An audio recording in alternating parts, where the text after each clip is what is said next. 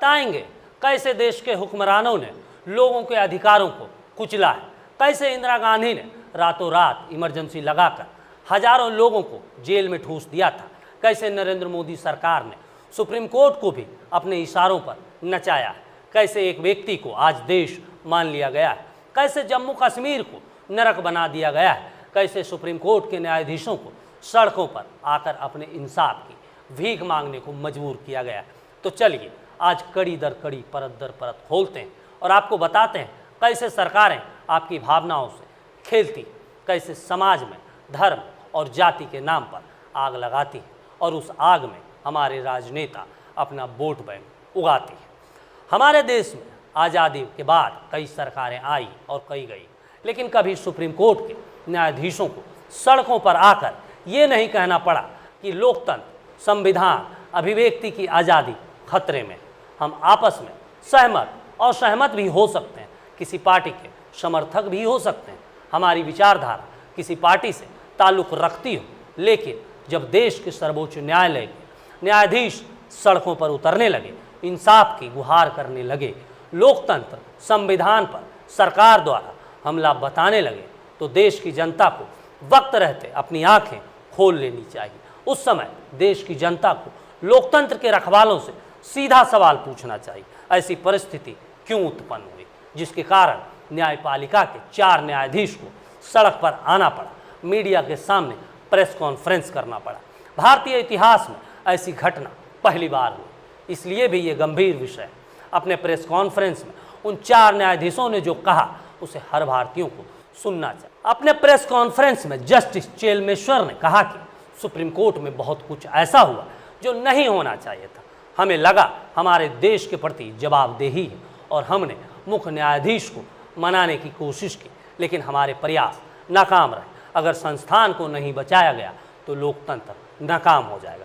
जरा सोचिए, जिस न्यायपालिका से देश की जनता को इंसाफ की आखिरी उम्मीद होती है, अगर उसे कहीं से इंसाफ नहीं मिला, उसके साथ कोर्ट इंसाफ करेगी और उसका हक दिलवाएगी। लेकिन 4 न्यायाधीशों ने जिस तरह सड़कों पर आकर अपनी बातों को रखा, लोकतंत्र और संविधान को खतरे में बताया, ये किसी भी देश के लिए, वहाँ के नागरिकों के लिए शुभ संकेत नहीं थे। नए भारत के लोकतंत्र में ऐसी बहुत सी बातें हुई हैं जो नहीं होनी चाहिए थी, खासकर न्यायपालिका के जजों के द्वारा।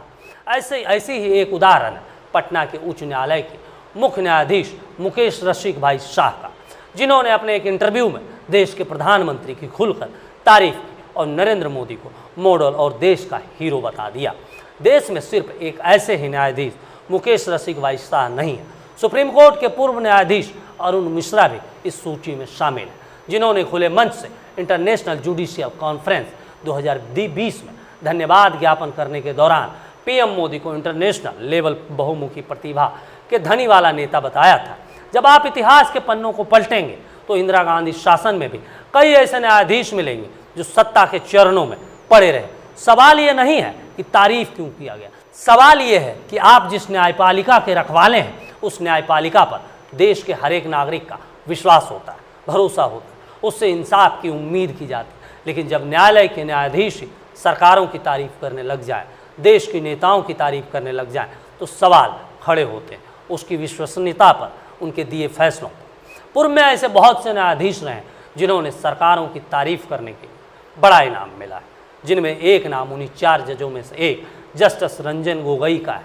रंजन गोगोई भी उन 4 जजों में शामिल हैं जिन्होंने लोकतंत्र को खतरे में बताया था। लेकिन जब सुप्रीम कोर्ट के मुख्य न्यायाधीश बने तो इन्होंने भी कई ऐसे फैसले सुनाए जो सरकार के खुश करने वाले रहे, जिसमें राम मंदिर, राफेल, सबरीमाला जैसे मामले शामिल हैं। जब जस्टिस गोगोई रिटायर हुए तो राष्ट्रपति रामनाथ कोविंद के द्वारा उन्हें राज्यसभा सांसद के लिए नामित किया गया। इस पर काफ़ी बवाल भी हुआ।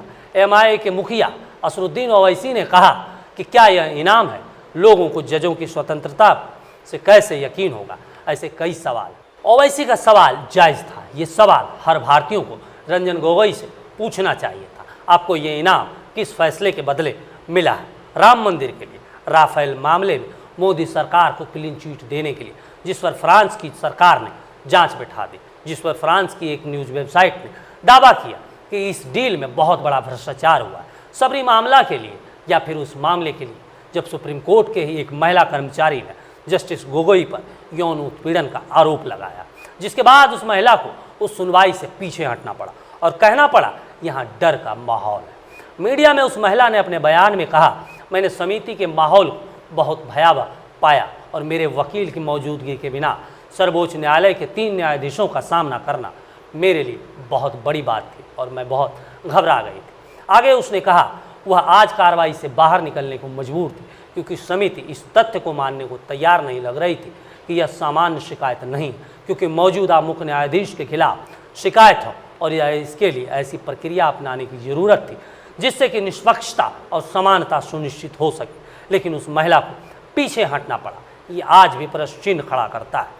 रंजन गोगोई अकेले ऐसे जज नहीं जिनके रिटायरमेंट के बाद बड़ा इनाम मिला। इससे पहले भी पूर्व की सरकारों ने जजों को रिटायरमेंट के बाद इनाम देते आई है, उसमें कांग्रेस भी शामिल है।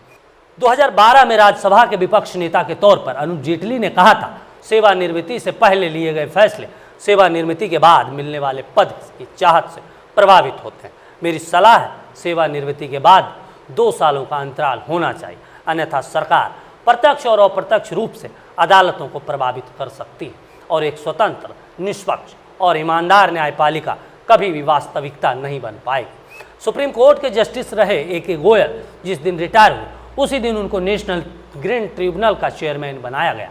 उससे पहले जस्टिस आर.के. अग्रवाल को नेशनल कंज्यूमर रिड्रेसल कमीशन का चेयरमैन बनाया गया था।